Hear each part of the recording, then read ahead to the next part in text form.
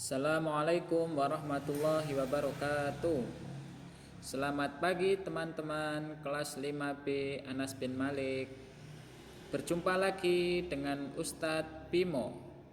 Hari ini kita akan belajar tematik tema 1 tentang organ gerak hewan dan manusia.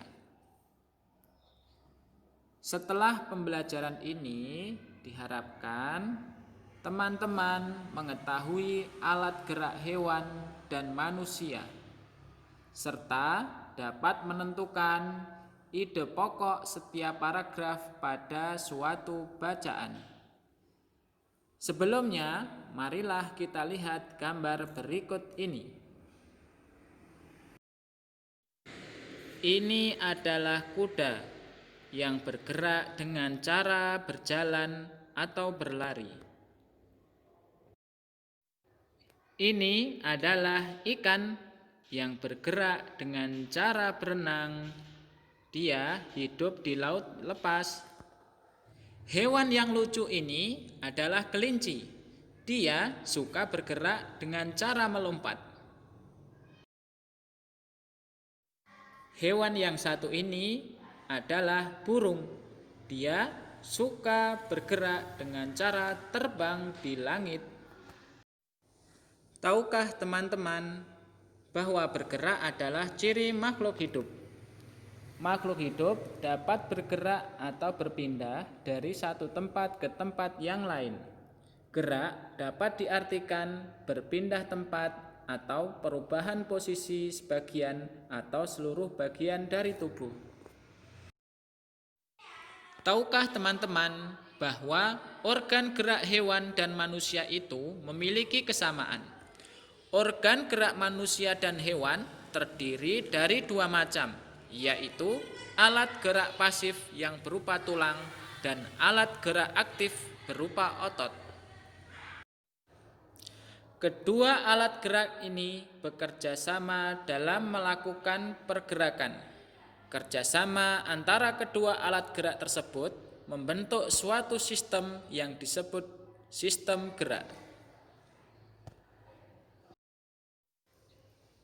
Ya, tahukah teman-teman kenapa tulang disebut alat gerak pasif? Ya, karena tulang disebut alat gerak pasif karena tidak dapat bergerak dengan sendirinya. Tanpa adanya alat gerak aktif yang mempengaruhi tulang, maka tulang-tulang pada manusia dan hewan akan tetap diam atau tidak mau bergerak. Walaupun tulang merupakan alat gerak pasif, akan tetapi memiliki peran yang sangat penting. Beberapa fungsi dari tulang, yang pertama adalah memberi bentuk pada tubuh. Kemudian tulang dapat menopang berat badan tubuh. Dan juga tulang dapat melindungi organ-organ penting di dalam tubuh.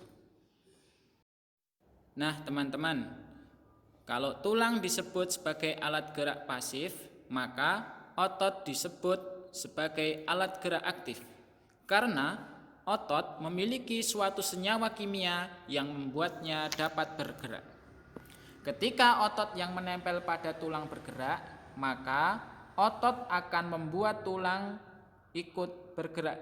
Maka dari itu kita manusia, hewan dapat berjalan. Manusia dapat berjalan, dapat berlari, dapat memegang sesuatu. Kemudian kalau hewan dapat terbang, dapat berenang, dan lain-lain. Begitu teman-teman materi yang Ustadz sampaikan hari ini tentang sistem gerak pada hewan dan manusia.